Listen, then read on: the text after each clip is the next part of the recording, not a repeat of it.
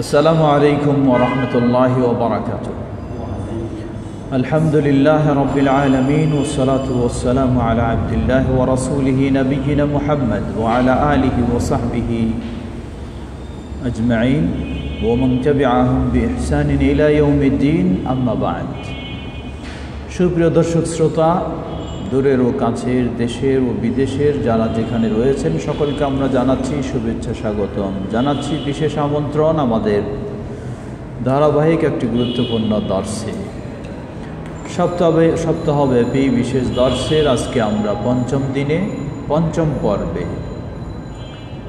বিশিষ্ট আন্তর্জাতিক ইসলামী স্কলার, মসজিদে নববীর সুনামধন্য উস্তাদ, শিক্ষক এবং মদিনা বিশ্ববিদ্যালয়ের বিশিষ্ট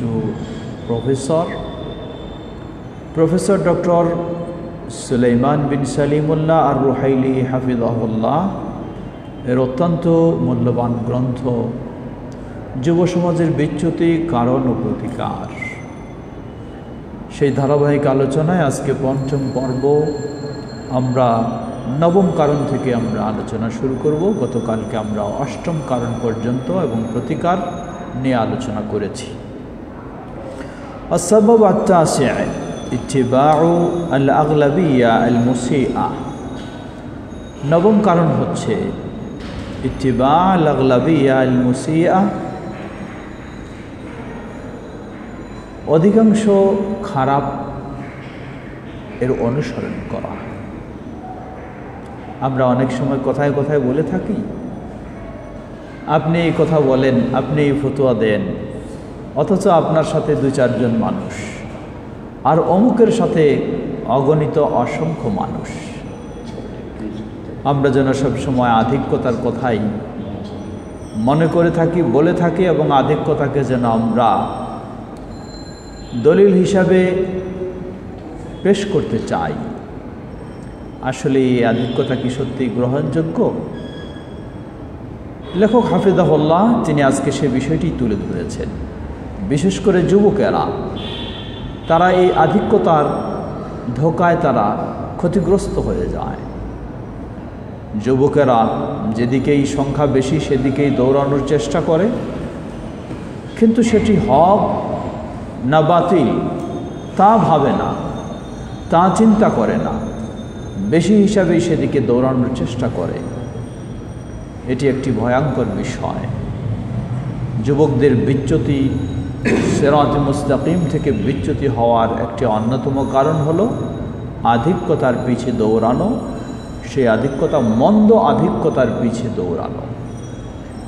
সুপ্রিয় দর্শক শ্রোতা, আসলেই আল্লাহ রাব্বুল আলামিন এই আধিক্যতা যেন বেঈমানের কথাই বলছেন, আধিক্যতা মুশরিকদেরই কথা বলছেন, আধিক্যতা হক থেকে মুখ ফিরিয়ে নেওয়ার কথাই বলছেন।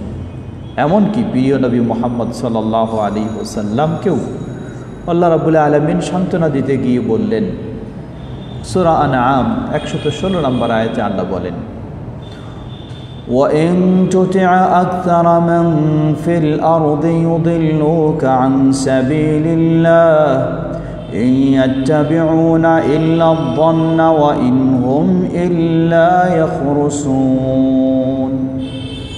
আল্লাহ রাব্বুল আলামিন স্বয়ং তার প্রিয় রাসূল মুহাম্মদ সাল্লাল্লাহু আলাইহি সাল্লামকে সতর্ক করলেন, وَإِن تُطِعْ أَكْثَرَ مَن فِي الْأَرْضِ, পৃথিবীর বুকে অধিকাংশের যদি তুমি অনুসরণ করতে যাও, জেনে রাখো, ইউদিল্লুকা আন সাবিলিল্লাহ, এই অধিকাংশ তোমাকে আল্লাহর পথ থেকে বিচ্যুত করবে, আল্লাহর পথ থেকে ভ্রষ্টতার দিকে নিয়ে যাবে।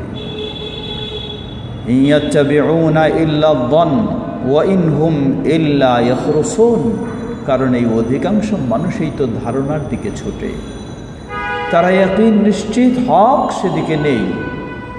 সুপ্রিয় দর্শক শ্রোতা, এমনইভাবে যদি আমরা কোরআনুল কারীম লক্ষ্য করুন, আল্লাহ সুবহানাহু ওয়া তাআলা কীভাবে বলছেন। সূরা শুআরা, একটি সূরার মাঝেই আল্লাহ রাব্বুল আলামিন 8 বার নিয়ে এসেছেন। আল্লাহ বলছেন, ইন্না ফি যালিকা লাআয়াতান ওয়ামা কানা আকতারুহুম মুমিনিন। ইন্না ফি যালিকা লাআয়া ওয়ামা কানা আকতারুহুম মুমিনিন। আল্লাহ রাব্বুল আলামিন এক এক সময় এক এক প্রসঙ্গ আলোচনা করেছেন, এরপরেই বলেছেন ইন্না ফি যালিকা লাআয়া, এটার মাঝে রয়েছে নিদর্শন। ওয়ামা কানা আকতারুহুম মুমিনিন, আর তাদের অধিকাংশরাই ঈমানদার ছিল না। এভাবে আল্লাহ রাব্বুল আলামিন একটি সূরার মাঝে 8 নম্বর আয়াতে বলছেন, 67 নম্বর আয়াতে বলছেন, 103 নম্বর আয়াতে বলছেন, 121 নম্বর আয়াতে বলছেন, 139 নম্বর আয়াতে বলছেন, 158 নম্বর আয়াতে বলছেন, 174 নম্বর আয়াতে বলছেন, 190 নম্বর আয়াতে 8 বার একটি সূরার মাঝেই আল্লাহ রাব্বুল আলামিন বললেন যে ওয়ামা কানা আকতারুহুম মুমিনিন, তাদের অধিকাংশই মুমিন ছিল না। সুতরাং অধিকাংশই হলো ঈমানের বিপরীতে।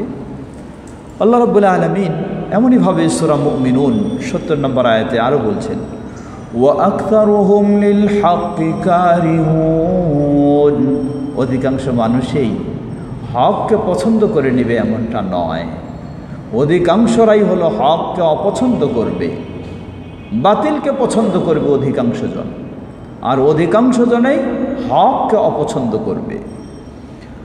আল্লাহ রাব্বুল আলামিন আগে থেকে সেই আয়াতে বলছেন বাল জাআহুমুল হক ওয়া আকতারুহুম লিল হাক্কি কারিহুন, তাদের কাছে হক এসেছে কিন্তু অধিকাংশরাই হককে অপছন্দ করেছে। বাস্তবে আজকে লক্ষ্য করুন যুব সমাজের অবস্থাটা তাই, কোন দিকে কি চমক দেখানো যায় সেদিকেই দৌড়ায়। যদিও হক হয় কিন্তু সেখানে চমক নেই, সেখানে ধৈর্য ধরা কঠিন হয়ে যায়। এভাবেই যুব সমাজ বিচ্যুতির দিকে চলে যায়। আল্লাহ সুবহানাহু ওয়া তাআলা একইভাবে সূরা আম্বিয়া 24 নম্বর আয়াতে বলেন বাল আকতারুহুম লা ইয়ালামুনাল হাক্কা ওয়া হুম হাক্কা ফাহুম মুরিদুন। বাল আকতারুহুম লা ইয়ালামুনাল হাক্কা ফাহুম মুরিদুন, বরং অধিকাংশ জনেই হক জানে না, হক বুঝে না। ফাহুম মুরিদুন, তারা হক থেকে মুখ ফিরিয়ে নিয়ে থাকে অধিকাংশ জনেই। একইভাবে আল্লাহ রাব্বুল আলামিন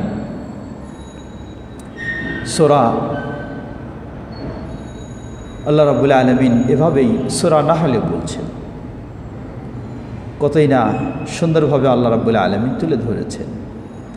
আল্লাহ রাব্বুল আলামিন বলছেন ওয়ামা ইয়াত্তাবিউ আকসারুহুম ইল্লা যান্না ইন্নায-যান্না লা ইউগনি মিনাল হাক্কি শাইআ ইন্নাল্লাহা আলিমুম বিমা ইয়াফআলুন। ওয়ামা ইয়াত্তাবিউ আকসারুহুম ইল্লা যান্না, তাদের অধিকাংশরাই ধারণার অনুসরণ করে, ধারণার পিছে ছুটে। আল্লাহ বলছেন জেনে রাখো ইন্নায-যান্না লা ইউগনি মিনাল হাক্কি শাইআ, ধারণা হকের ক্ষেত্রে কোনো কাজে আসে না। আল্লাহ রাব্বুল আলামিন আরেক আয়াতে কত সুন্দরভাবে বললেন সূরা নাহল 83 নম্বর আয়াতে ইয়ারিফুনা নি'মাতাল্লাহি সুম্মা ইউনকিরুনাহা ওয়া আকসারুহুমুল কাফিরুন।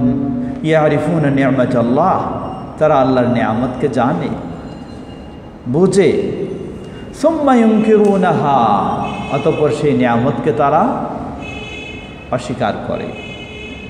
ওয়া আকসারুহুমুল কাফিরুন, তাদের অধিকাংশ জনই হলো কাফের, অধিকাংশ জনই কাফের, আল্লাহর নিয়ামতকে স্বীকার করতে রাজি নয়, আল্লাহর প্রতি ঈমান আনতে রাজি নয়, অধিকাংশ জনই হলো কাফের।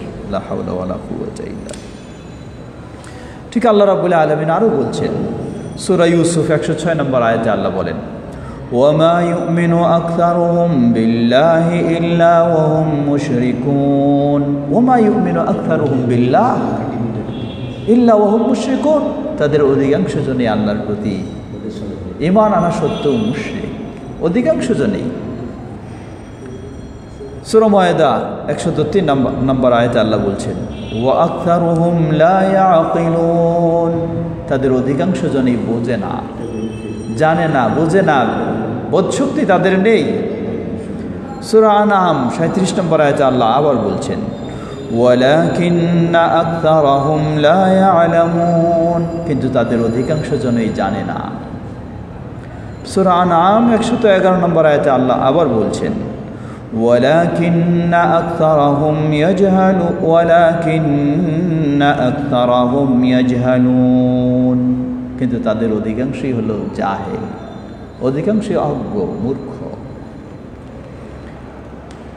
এমনইভাবে আল্লাহ রাব্বুল আলামিন সূরা ইউনূস 60 নম্বর আয়াতে আবার বললেন ওয়ালাকিন্না আকতারাহুম লা ইয়াশকুরুন, তাদের অধিকাংশই অকৃতজ্ঞ, তারা আল্লাহর কৃতজ্ঞতা প্রকাশ করে না। সূরা আশ-শুআরা আল্লাহ রাব্বুল আলামিন 223 নম্বর আয়াতে বলছেন ওয়া আকতারুহুম কাযিবুন, তাদের অধিকাংশই হলো মিথ্যাবাদী। সুপ্রিয় দর্শক শ্রোতা, সুপ্রিয় যুবকবৃন্দ, একটু ভাবার চেষ্টা করুন। আল্লাহ রাব্বুল আলামিন নবী মুহাম্মদ সাল্লাল্লাহু আলাইহি সাল্লামকে বললেন যে অধিকাংশ জনেরই তুমি অনুসরণ করো না, করলে তোমাকে আল্লাহর পথ থেকে বিচ্যুত করবে, আল্লাহর পথ থেকে পথভ্রষ্ট করে ছাড়বে। কারণ অধিকাংশ জনেই হয় অমুসলিম, অধিকাংশ জনেই হয় বেঈমান, অধিকাংশ জনেই হয় কাফের, অধিকাংশ জনেই হয় হককে অপছন্দকারী, অধিকাংশ জনেই হয় হক থেকে মুখ ফিরিয়ে নেওয়া, অধিকাংশ জনেই হয় ধারণার বশবর্তী হয়ে চলে, অধিকাংশই হয় কাফের, অধিকাংশই হয় মুশরিক, অধিকাংশই হয় অজ্ঞ মূর্খ, অধিকাংশই হয় বিবেকহীন জ্ঞানহীন, অধিকাংশই হয় তারা জ্ঞান রাখে না, জানে না, অধিকাংশই হয় অকৃতজ্ঞ, অধিকাংশই হয় মিথ্যাবাদী, সত্যবাদী নয়।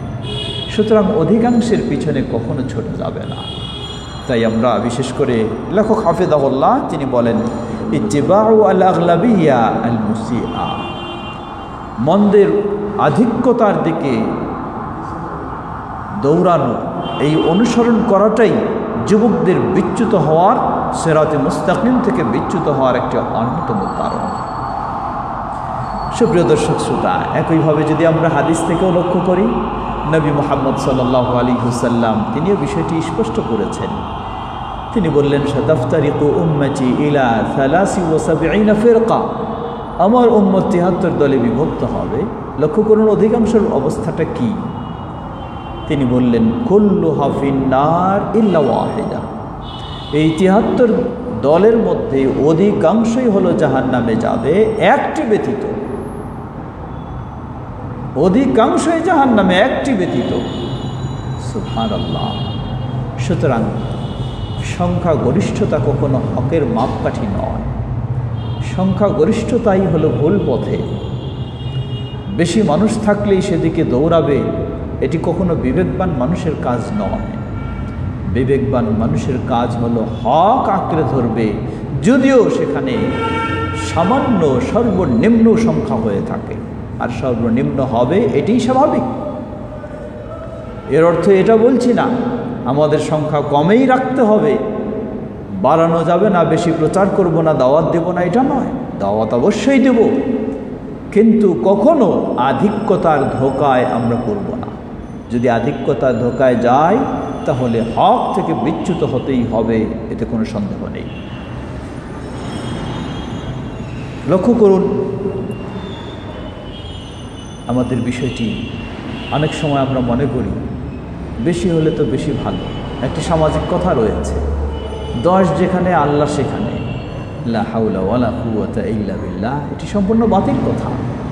বর্তমান বিশ্বে লক্ষ্য করুন আপনি, উদাহরণস্বরূপ ধরে নিন মুসলিমদের সংখ্যা, একটা যদি জরিপ করে দেখেন, মুসলিম যারা নিজেকে মুসলিম বলে পরিচয় দেয়, জন্মসূত্র মুসলিম, এই মুসলিমদের মধ্যে নামাজির সংখ্যা বেশি না বেনামাজির সংখ্যা বেশি?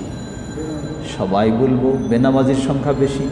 তাহলে 10 যেখানে আল্লাহ সেখানে কিভাবে হতে পারে? এটি একটি বাতিল কথা, কখনো এই কথা সঠিক নয়। হক যেখানে আল্লাহ সেখানে, 10 যেখানে আল্লাহ সেখানে, এটি নয়, বরং হবে হক যেখানে আল্লাহ সেখানে। এজন্যই যেটি বলা হয় জামায়াতের সাথে থাকা, গতদিন আমরা এই বিষয় নিয়ে কথা বলেছি, জামায়াতবদ্ধ হয়ে থাকা। জামাত মানেই এর অর্থ এই নয় যে যেখানে বেশি সংখ্যক মানুষ রয়েছে সেটাই জামাতবদ্ধ হয়ে থাকা, এটি নয়। জামাত এ মর্মে লেখক হাফিজাহুল্লাহ, তিনি বিশ্ব স্বীকৃত ইসলামী স্কলার ইমাম ইবনে বাজ রাহিমাহুল্লাহর একটি কথা এখানে নিয়ে এসেছেন। ইবনে বাজ রাহিমাহুল্লাহ বলেন, সাআলা উমর ইবনে মাইমুন আত-তাবিঈ আল-জলিল আব্দুল্লাহ ইবনে মাসউদ আনিল জামাআ।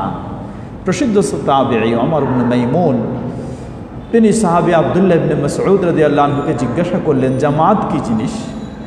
কাকে জামাত বলে? যেখানে মানুষের সমাগম বেশি, বেশি মানুষের সংখ্যা রয়েছে, এটাই কি জামাত নাকি জিনিস? فقال عبد الله الجماعة ما وافق الحق وإن كنت وحدك। আব্দুল্লাহ ইবনে মাসউদ রাদিয়াল্লাহু আনহু বললেন, জেনে রাখো জামাত হলো মা ওয়াফাকাল হক, হকের সাথে যেটা রয়েছে এটাই হলো জামাত। ওয়া ইন কুনতা ওয়াহদাক, যদিও তুমি একাই হকের সাথে হও তাহলে তুমি জামাতের সাথে রয়েছে।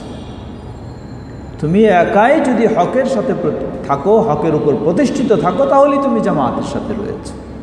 জামাতের সাথে থাকতে হবে এর অর্থ অধিকাংশই যেদিকে সেদিকে যাব এমনটি কখনো শরীয়তের কথা নয়। শেখ ইবনে বাজ রাহিমাহুল্লাহ এরপর বলছেন, ইদা ওয়াফাকতাল হক ফাআনতাল জামাআ, যদি তুমি হকের সাথে থাকো তাহলে তুমি জামাতের সাথে আছো।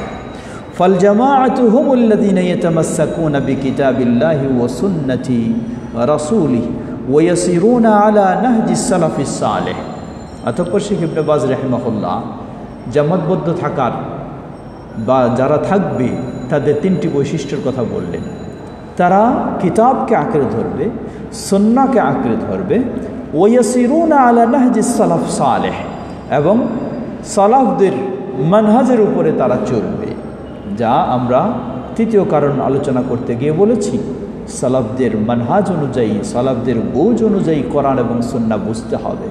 সুতরাং জামাত এর অনুসারী তারাই, জামাতবদ্ধ হয়ে রয়েছে তারাই যারা কোরআন এবং সুন্নাহকে আঁকড়ে ধরেছে ও সালাফদের আদর্শ অনুযায়ী সেটি বোঝার এবং চলার চেষ্টা করেছে। অতঃপর তিনি বলছেন, মিন আসহাব ويسيرون على نهج السلف الصالح من أصحاب النبي صلى الله عليه وسلم وأتباعهم بإحسان। সালাফ সালেহ হচ্ছেন তারা সাহাবী ও তাবেঈদের থেকে। সুপ্রিয় দর্শক শ্রোতা, সুতরাং আমরা বলবো, কোনো যুবকের বা কোনো মুসলিমের কখনো উচিত নয় কাউকে কোনো বিষয়ে কোরআন এবং সুন্নাহর সঠিক কথা বলতে গেলে অনেক সময় বলে ফেলে, এত মুফতি এই বিষয়ে ফতোয়া দেয় আর আপনি একাই এই কথা বলছেন, এত মানুষ এভাবে সালাত আদায় করে আর আপনি বলেন এটা ঠিক না। লা হাওলা ওয়ালা কুওয়াতা ইল্লা বিল্লাহ, এটি কখনো উচিত নয়। যেমনই বাপদাদার দোহাই দেওয়া উচিত নয়, তেমনি আধিক্যের কখনো দোহাই দেওয়া, আধিক্যের কথা কখনো বলা উচিত নয়। লেখক হাফিজাহুল্লাহ তিনি বলছেন যে এর প্রতিকার কি? ফাল জামাআতু ওয়াল খায়রু ওয়াল ইস্তিকামাতু আন তাকুনা আলাল হক ওয়ালাউ কুনতা মাআল কালিলিন ফাইন্নাল হাক্কা হুয়া তারিকুল ইস্তিকামা। সুতরাং হে যুবক, তোমাকে মনে রাখতে হবে জামাতবদ্ধ থাকা অর্থই হলো হকের সাথে থাকা, হকের উপরে থাকা। যদিও সামান্য সংখ্যক মানুষের মধ্য দিয়েও হয়ে থাকে, সেটাই হবে হক। অতএব আধিক্যতার দিকে দৌড়ানোর কোনো সুযোগ নেই। আল্লাহ আমাদের সবাইকে সে তৌফিক দান করুন।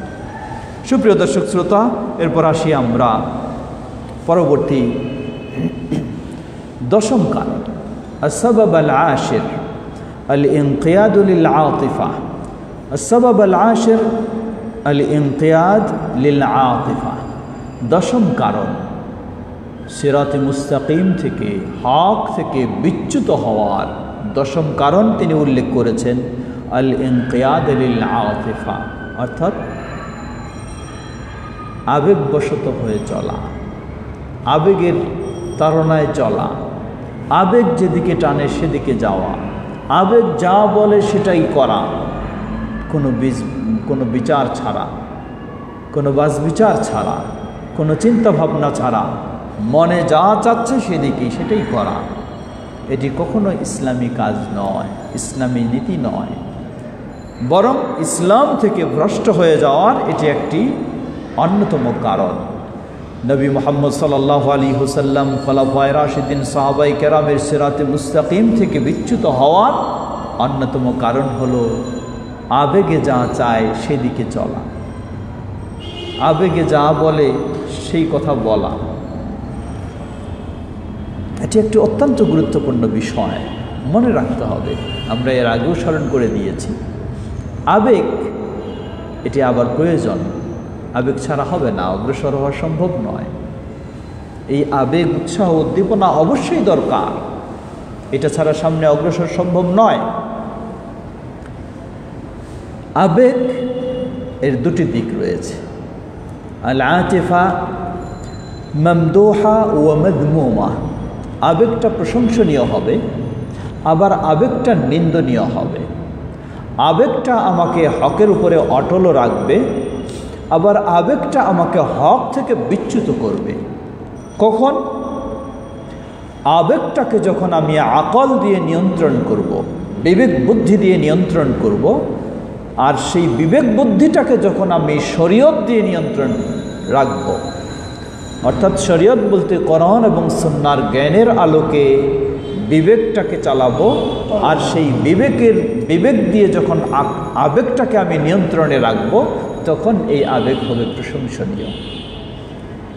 কিন্তু যদি কোরআন সুন্নাহর জ্ঞান, শরীয়তের আলোকে বিবেককে নিয়ন্ত্রণে না রাখি এবং সেই বিবেকের নিয়ন্ত্রণে আবেগকে না রাখি, যেমন মন চায় তেমন চলি, তাহলে অবশ্যই এই আবেগ মানুষকে বিচ্যুত করবে।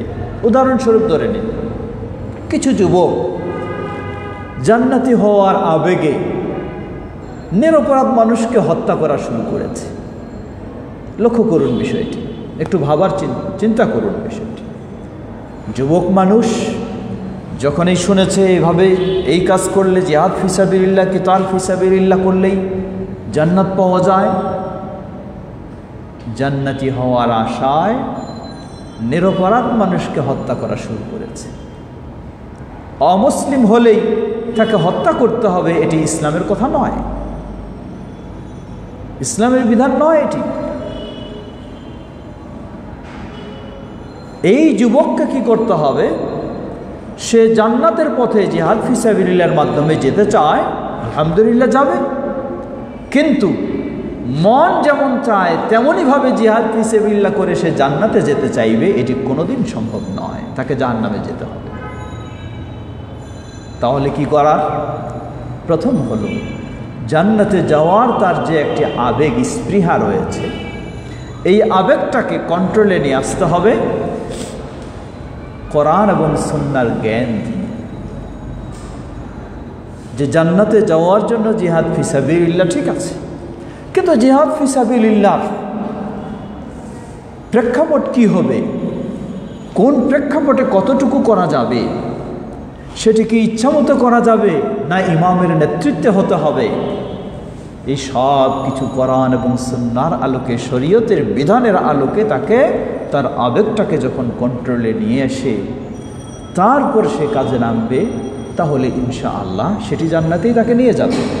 কিন্তু তা না হয়ে যদি বলে যে কি আছে, এত চিন্তা কিসের, এত ভাবার কিসের, অনেক সময় বলে বসে যুবকেরা, এত ভাবার কিসের, এত চিন্তা করার কিসের, আসো সামনে অগ্রসর হও, এভাবে অগ্রসর হলে সেটি জান্নাতের পথ নয়, বরং জান্নাতের পথ থেকে বিচ্যুত করে ফেলবে। এজন্য আমরা বলবো আবেগ অবশ্যই দরকার, কিন্তু সেই আবেগ এটাকে কন্ট্রোলে নিয়ে আসতে হবে কোরআন এবং সুন্নাহর, ইসলামী শরীয়তের নীতিমালার আলোকে। উদাহরণস্বরূপ একজন যুবক বা সাহাবায়ে কেরাম, লক্ষ্য করুন, নবী সাল্লাল্লাহু আলাইহি ওয়াসাল্লাম একটা সিয়াম পালন করলেন, এক প্রকার রোজা রাখলেন, সেটাকে বলা হয় সাওমে বিসাল। সাওমে বিসাল বলা হয় একাধারে কয়েকদিন সিয়াম পালন করা, কোনো পানাহার নেই। অর্থাৎ আজকে সাহারি থেকে হয়তো শুরু হলো, চলল, কালকেও কোনো ইফতার নাই, রাতের খাওয়া নেই, একেবারে চলছে, তারপরও 24 দুগুণে 48 ঘন্টা চলছে, 72 ঘন্টা চলছে। এইভাবে একাধারে 2-3 দিন পানাহার বর্জন করে সিয়াম পালন করা, এটিকে বলা হয় সাওমে বিসাল। নবী সাল্লাল্লাহু আলাইহি ওয়াসাল্লাম এটা রাখলেন। সাহাবায়ে কেরাম নবী সাল্লাল্লাহু আলাইহি ওয়াসাল্লামকে দেখে তারাও আবেগী হলেন, উৎসাহী হলেন যে নবী সাল্লাল্লাহু আলাইহি ওয়াসাল্লাম এই ইবাদত করবেন, আমরা করব না। তারাও শুরু করলেন। নবী সাল্লাল্লাহু আলাইহি ওয়াসাল্লাম তাদেরকে নিষেধ করলেন, বললেন না তোমরা এটা করো না, এটা তোমাদের জন্য নয়। কারণ আমাকে আমার রব ঘুমের মধ্যে পানাহার করান। সুবহানাল্লাহ। নবী সাল্লাল্লাহু আলাইহি ওয়াসাল্লাম বললেন যে আমাকে আমার রব ঘুমের মধ্যে আমাকে পানাহার করান, যার ফলে আমার আর পানাহারের ঘাটতি থাকে না, সমস্যা হয় না। আমার পক্ষে সম্ভব 48 ঘন্টা 72 ঘন্টা একটানা বাহ্যিকভাবে পানাহার বর্জন করে চলা। কিন্তু তোমাদেরকে তো আল্লাহ রাব্বুল আলামিন ঘুমের মধ্যে পানাহার করাবেন না, তাই তোমাদের পক্ষে এটি সম্ভব নয়, নিষেধ করলেন। কিন্তু এরপরেও আবেগী হয়ে কিছু সাহাবী তারা করলেন এটা। কিন্তু করতে গিয়ে নবী সাল্লাল্লাহু আলাইহি ওয়াসাল্লাম তাদেরকে একটু শাসানোর চেষ্টা করলেন, শাস্তি দেওয়ার চেষ্টা করলেন। কিন্তু দেখা গেল যে হঠাৎ মাস শেষ হয়ে নতুন মাসের চাঁদ এসে গেছে। নবী সাল্লাল্লাহু আলাইহি ওয়াসাল্লাম বললেন, যদি নতুন মাসের চাঁদ না আসতো তাহলে তোমাদেরকে আমি একটু শিক্ষা দিতাম, তোমরা কেমন আমার সাথে তোমরা সাওমে বিসাল করতে চাও। সুপ্রিয় দর্শক শ্রোতা, মন চাইলেই নয়, শরীয়তের সীমারেখা আমাকে ফলো করতে হবে, না হলে সেটি যেই করুক। এমনকি সাহাবায়ে কেরাম তাদেরও আবেগবশত হয়ে করার কিছুই অনুমতি ছিল না। লক্ষ্য করুন সহিহুল বুখারীর হাদিস 7145 নম্বর হাদিস। আলী রাদিয়াল্লাহু তাআলা আনহু বর্ণনা করছেন, নবী সাল্লাল্লাহু আলাইহি ওয়াসাল্লাম এক আনসার সাহাবীকে আমির নিযুক্ত করে একটি টিম এক এরিয়ায় অভিযান প্রেরণ করলেন। সাধারণ নিয়ম অনুযায়ী নবী সাল্লাল্লাহু আলাইহি ওয়াসাল্লাম আমিরকেও নির্দেশ দিতেন, তুমি তোমার অধীনস্থদের প্রতি ভালো আচরণ করবে, আর তাদেরকেও নির্দেশ দিতেন, তোমরা তোমাদের আমিরের লিডারের আনুগত্য স্বীকার করবে। এই দিয়ে তাদেরকে পাঠাতেন। নবী সাল্লাল্লাহু আলাইহি ওয়াসাল্লাম সেই দলকে, সেই টিমকে সুন্দরভাবে প্রেরণ করলেন। তারা চললেন, কিন্তু চলতে গিয়ে নির্দিষ্ট জায়গায় গিয়ে হয়তো বা যিনি আমির ছিলেন তিনি টিমের সদস্যদের মাঝে কিছু এলোমেলো ভাব দেখেছেন, আনুগত্যে কিছু অভাব দেখেছেন, যার ফলে তিনি রেগে গিয়ে আবেগী হয়ে তাদেরকে শাস্তি দেওয়ার একটা ব্যবস্থা নিলেন। কি শাস্তি? বললেন যে তোমাদেরকে কি আল্লাহ রাসূল সাল্লাল্লাহু আলাইহি ওয়াসাল্লাম নির্দেশ দেননি আমার অনুসরণ করার, আমার আনুগত্য স্বীকার করার? তারা বললেন হ্যাঁ দিয়েছেন। ঠিক আছে, তাহলে আমি তোমাদেরকে নির্দেশ দিচ্ছি, তোমরা বেশ কিছু কাঠখড়ি সংগ্রহ করো।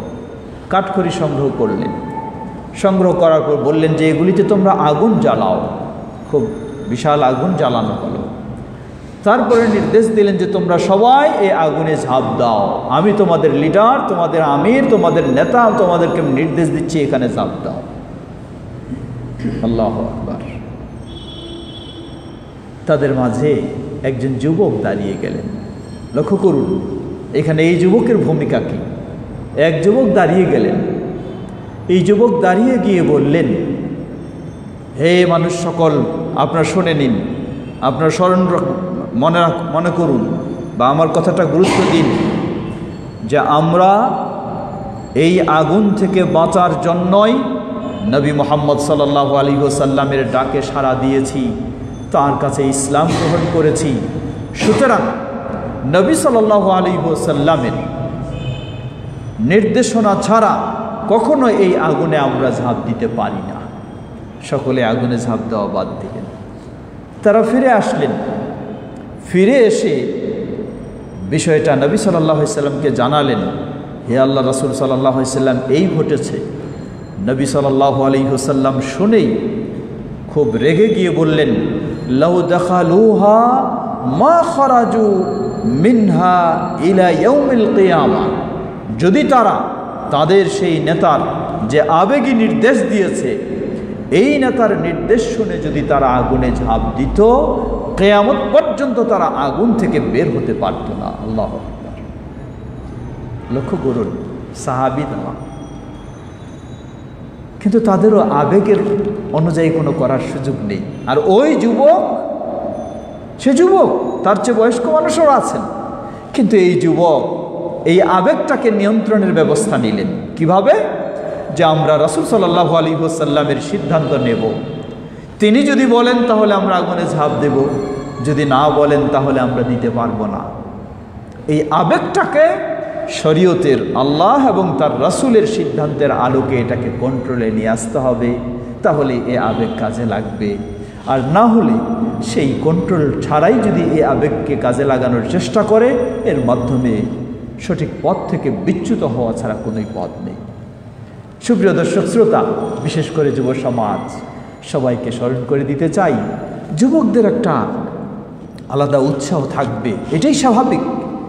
কিন্তু এই উৎসাহ, উদ্যোগ, এই আবেগ, এটাকে কখনো অপব্যবহার করা যাবে না, ইচ্ছামতো ব্যবহার করা যাবে না। যদি ইচ্ছামতো ব্যবহার করতে চায়, তাহলে ইবলিস এটা নিয়ে খেলা করবে।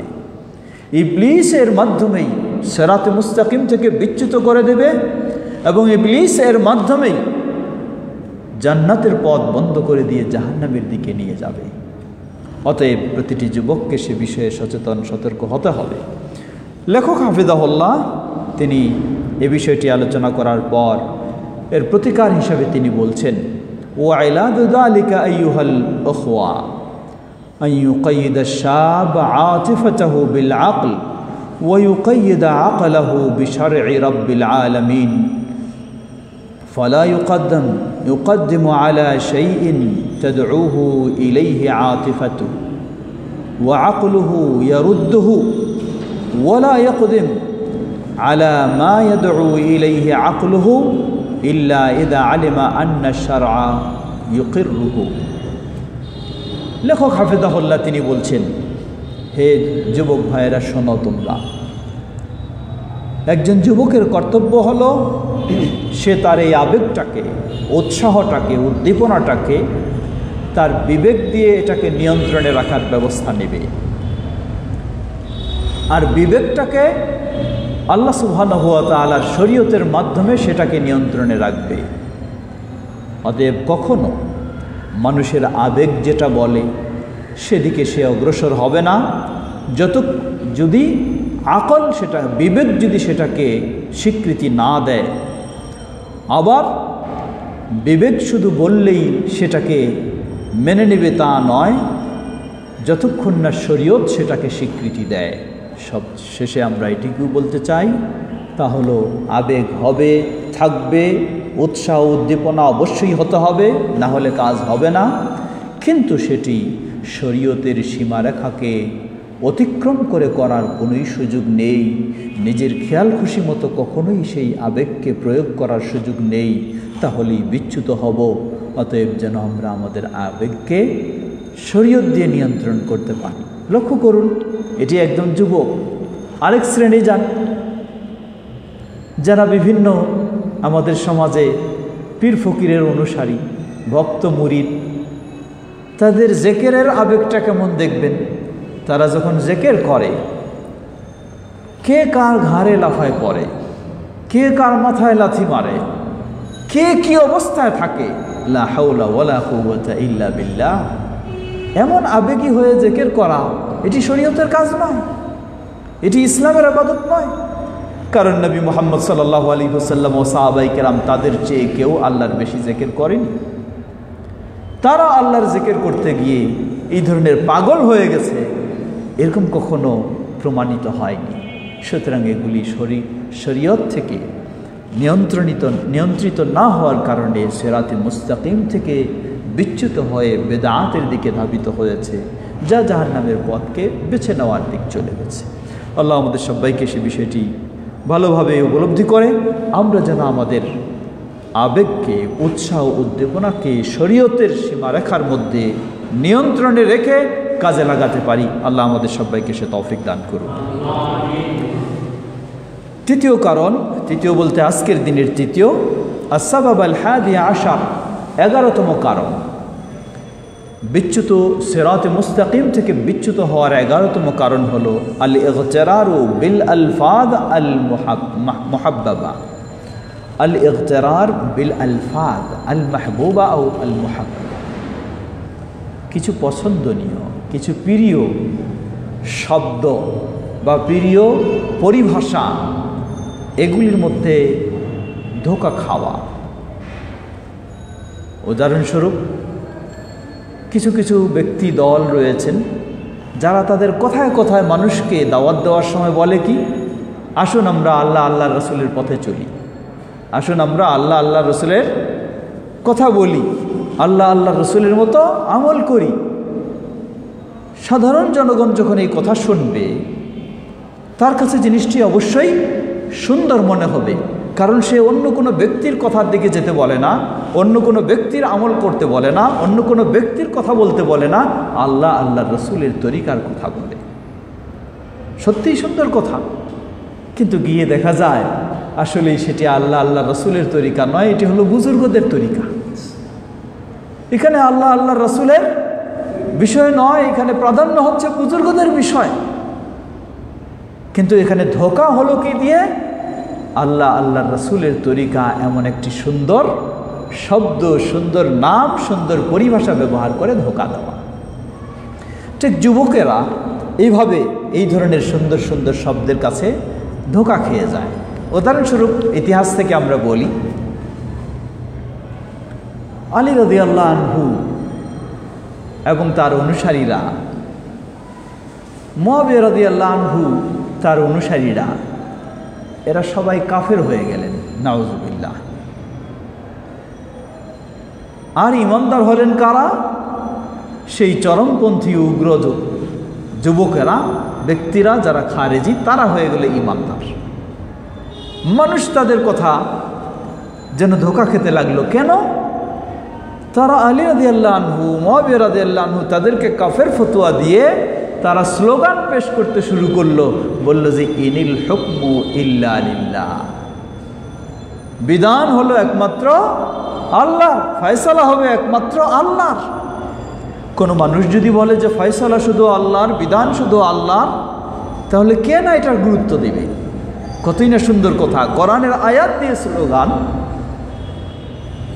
কিন্তু এটাকে তারা অপব্যবহার করলো।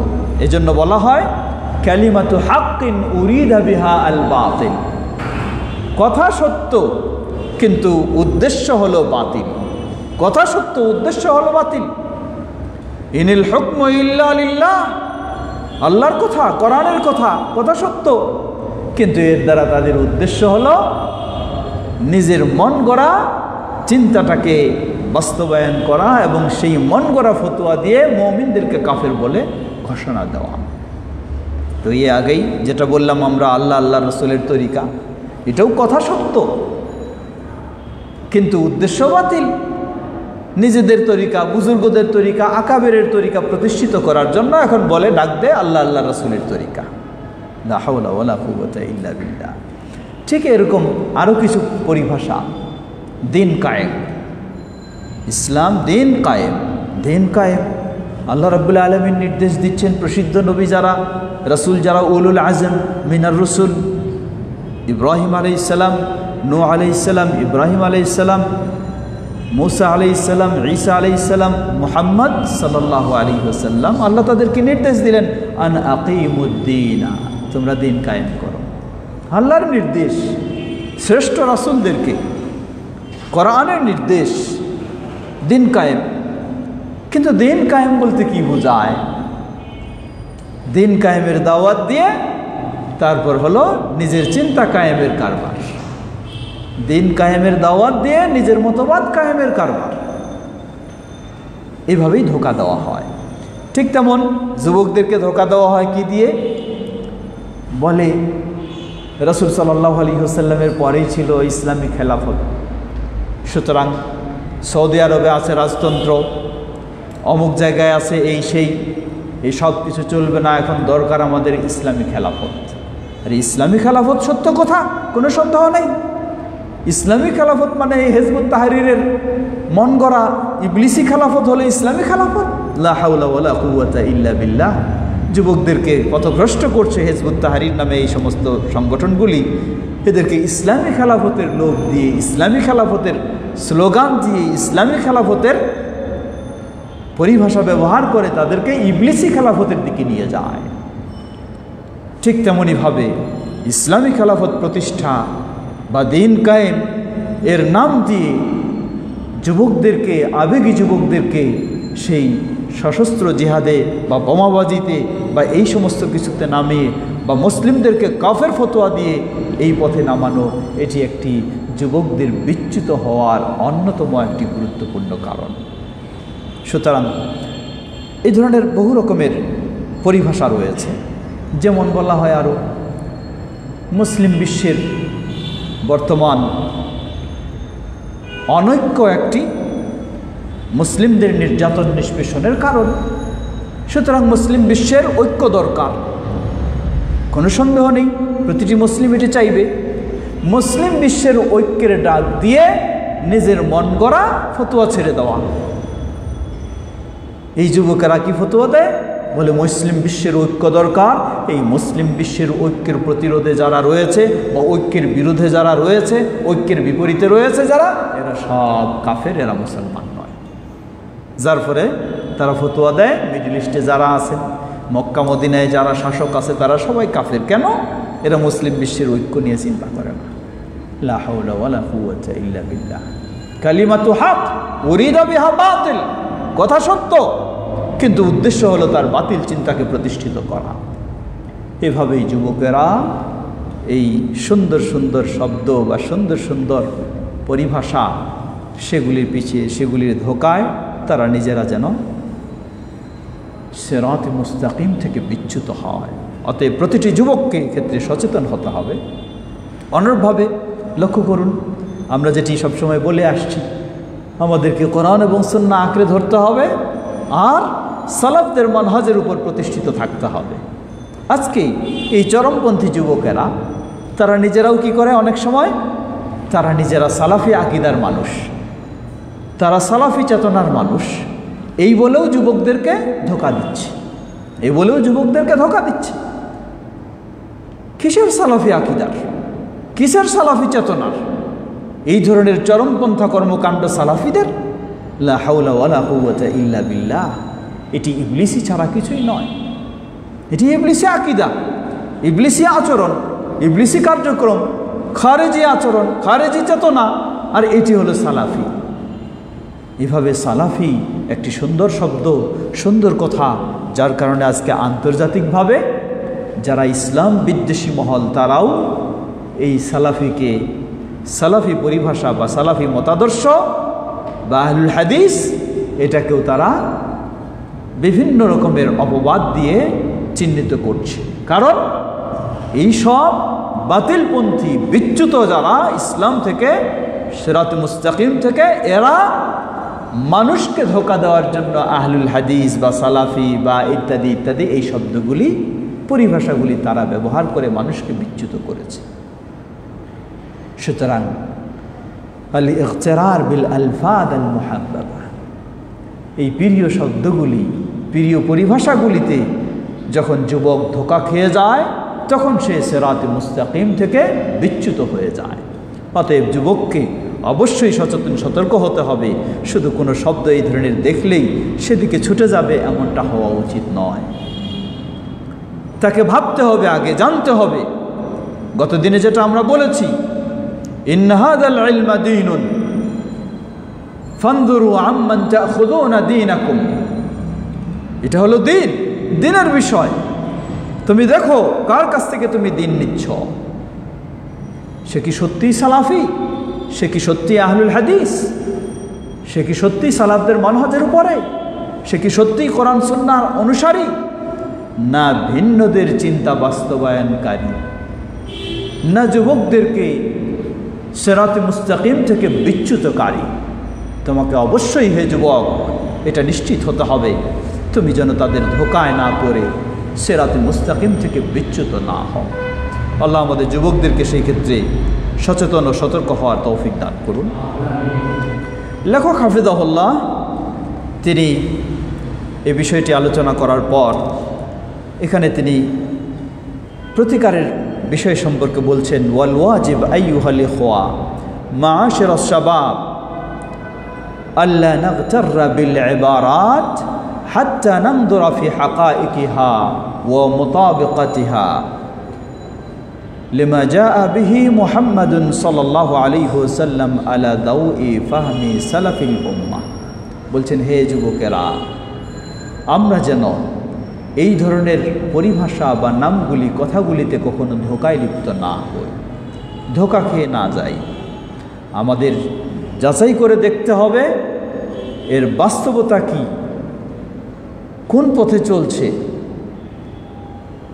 এটি কি শুধু সাইনবোর্ড হিসাবে ব্যবহার করা হচ্ছে, না বাস্তবেই মুহাম্মদ সাল্লাল্লাহু আলাইহি ওয়াসাল্লাম যেই দিন নিয়ে এসেছেন এবং সালাফরা সাহাবী তাবেঈনগণ যেভাবে সেই দিনকে বুঝেছেন সেইভাবেই কি এই দাওয়াত, না ভিন্ন? যদি ভিন্ন হয় তাহলে এই সুন্দর শব্দ ব্যবহারের ধোঁকা থেকে অবশ্যই বাঁচার চেষ্টা করতে হবে। আল্লাহ আমাদের যুবকদেরকে সেভাবেই সঠিক দিন জেনে, সঠিক দিন বুঝে, সঠিক পথ নিশ্চিত হয়ে যেন অগ্রসর হতে পারে দিনের পথে। আল্লাহ আমাদের সবাইকে সে তৌফিক দান করুন।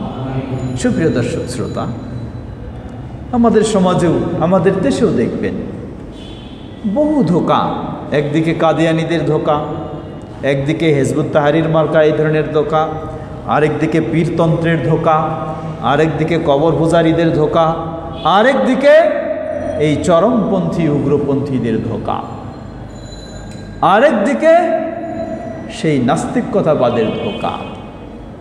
যুবক চতুর্মুখী ধোঁকার সম্মুখীন হয়েছে। এই যুবক এই ধোঁকা থেকে বাঁচতে হলে তাকে সর্বপ্রথম আল্লাহর কাছেই আন্তরিকতার সাথে দোয়া করবে যেন আল্লাহ হেদায়েতের মালিক ইহদিনাস সিরাতাল মুস্তাকিম সিরাতাল্লাযীনা আনআমতা আলাইহিম গায়রিল মাগদুবি আলাইহিম ওয়ালাদ-দাল্লিন। মনে রাখতে হবে এই দোয়ার মধ্যে তিনটি জিনিস। প্রথম হচ্ছে আমি চাচ্ছি সিরাতুল মুস্তাকিম। দ্বিতীয় হলো কোন সিরাতে মুস্তাকিম? যেই সিরাতে মুস্তাকিমে আল্লাহ রাব্বুল আলামিন এর নিয়ামতপ্রাপ্ত ব্যক্তিগণ পরিচালিত হয়েছেন। তাহলে আল্লাহর নিয়ামতপ্রাপ্ত ব্যক্তিগণ হলেন নবী রাসূলগণ, আমাদের প্রিয় নবী মুহাম্মদ সাল্লাল্লাহু আলাইহি সাল্লাম, খোলাফায়ে রাশিদিন, সাহাবায়ে কেরাম, তাদের অনুসারী একনিষ্ঠ অনুসারী তাবেঈনগণ, সেটি আমাকে নিশ্চিত হতে হবে। তৃতীয়, এই দোয়ার মধ্যে রয়েছে সেই পথ নয় যেটা হলো গায়রিল মাগদুবি আলাইহিম আল ইহুদ, ইহুদদের পথ, ওয়ালাদ-দাল্লিন এবং নাসারা খ্রিস্টানদের পথ। আজকে খ্রিস্টান ইহুদিদের পথ আমাদের সামনে বহুভাবে চাকচিক্য করে তুলে ধরা হয়েছে। আর ইবলীসের এই কাজ এটা, সেই বাতিলগুলিকে হকের চেয়ে আকর্ষণীয় করে সামনে তুলে ধরবে। এটাই হলো ইবলীসের চিন্তা, এটাই ইবলীসের কৌশল, এটাই ইবলীসের কাজ। সুতরাং এই উগ্রতা, ইসলামের নাম দিয়ে চরমপন্থায় যাওয়া, জান্নাতি হওয়ার আশায় এই ধরনের ভ্রান্ত চিন্তায় লিপ্ত হয়ে যাওয়া, এগুলি সব ইসলাম বিদ্বেষী যারা, ইসলামকে নষ্ট করতে চায় যারা, তাদেরই এগুলি একটি অপকৌশল ছাড়া কিছুই নয়। আমাদের সেগুলিকে অবশ্যই অত্যন্ত সূক্ষ্মভাবে চিন্তা করে এবং বিজ্ঞ আলেমদের পরামর্শ নিয়ে, তাদের নির্দেশনা নিয়ে সেক্ষেত্রে যদি যুবকেরা অগ্রসর হয় তাহলে ইনশাআল্লাহ তারা সঠিক পথে থাকবে বলে আমরা আশা করি। আর যদি নিজেদেরকেই বড় মনে করে, বিজ্ঞ আলেমদের কোনো পরামর্শ ও নির্দেশনার প্রয়োজন না মনে করে, অথবা অনলাইনের কোনো ফেসবুকের কোনো বক্তার কথা শুনেই শুধু আবেগী হয়ে সেই সুন্দর আকর্ষণীয় পথের দিকে ধোঁকা খেয়ে যদি দৌড়াতে চায় তাহলে বিচ্যুত অপরিহার্য হয়ে যায়। আল্লাহ সেই বিচ্যুত থেকে যুবকদেরকে, আমাদের সকলকে হেফাজত করুন। আজকে আমরা আর দীর্ঘ না করে এখানে শেষ করতে চাই আমাদের সপ্তাহব্যাপী ধারাবাহিক গুরুত্বপূর্ণ দর্শের। আজকে পঞ্চম দিন অতীত হলো। আগামী দিন সর্বশেষ দিনের আপনাদেরকে আমন্ত্রণ জানিয়ে দাওয়াত জানিয়ে শেষ করতে চাই। এতক্ষণ যাবৎ যে কথাগুলি আমরা শুনেছি সেগুলি থেকে যেন আমরা উপকৃত হতে পারি, আল্লাহ আমাদের সবাইকে সে তৌফিক দান করুন। সুবহানাকা আল্লাহুম্মা ওয়া বিহামদিকা আশহাদু আল্লা ইলাহা ইল্লা আনতা আস্তাগফিরুকা ওয়া আতুবু ইলাইক। আসসালামু আলাইকুম ওয়া রাহমাতুল্লাহি ওয়া বারাকাতুহু।